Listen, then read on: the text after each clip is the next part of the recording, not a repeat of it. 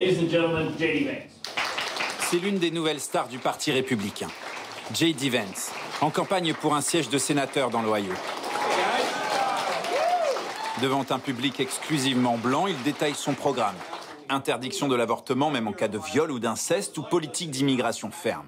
Nous voulons simplement une frontière sûre parce que nous aimons nos concitoyens, notre pays, et que nous faisons passer l'Amérique d'abord. Il a surtout obtenu un précieux sésame, très important pour cet électorat trumpiste, le soutien de Donald Trump. Je suis trumpiste et prête à voter pour toute personne que Trump soutient. Trump soutient J.D. Vance, alors je soutiens J.D. Vance. Aux États-Unis, en ce moment, il n'y a que deux options. Soit vous êtes patriote, soit vous êtes communiste.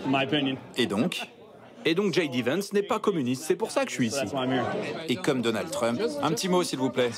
J.D. Vance déteste répondre aux questions des médias. En tout, pour ces élections de mi-mandat, Donald Trump soutient, parraine près de 250 candidats. Tous copient son style, ses idées évidemment, et parfois aussi ses outrances. Kari Lake, par exemple, elle revendique son surnom, la Trump en jupon. En course pour le poste de gouverneur d'Arizona, elle fait partie des très nombreux candidats républicains qui continuent à ne pas reconnaître la victoire de Joe Biden en 2020. Ils n'ont rien fait alors que l'élection nous a été volée.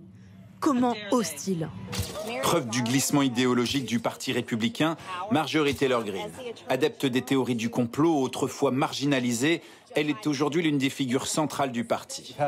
Même le leader des Républicains dit que ses candidats sont de piètre qualité. Mais pour Trump, une chose compte, la loyauté. Mais aussi la victoire. Il a choisi ses candidats en fonction des sondages. Mais la difficulté, c'est qu'ils devront gagner contre des démocrates et convaincre des indécis qui souvent n'aiment pas Trump. Car nombre de ces profils suscitent la polémique. Mark Finchem, proche d'une milice d'extrême droite, présent à Washington le 6 janvier 2021 lors de l'invasion du Capitole. Ou Herschel Walker, ancien footballeur, candidat au Sénat en Géorgie. Un anti-IVG pourtant accusé d'avoir forcé plusieurs de ses compagnes à avorter et un climato-sceptique notoire. Notre bon air pur part flotter au-dessus de la Chine où l'air est pollué. Et en retour, nous on se récupère leur air pollué. Le nombre de ces candidats élus ou réélus constituera un bon indice sur le taux de popularité de Donald Trump au sein de son propre parti. En France, c'est une page qui se tourne au Rassemblement national. Pour la première fois depuis 50 ans, le président ne porte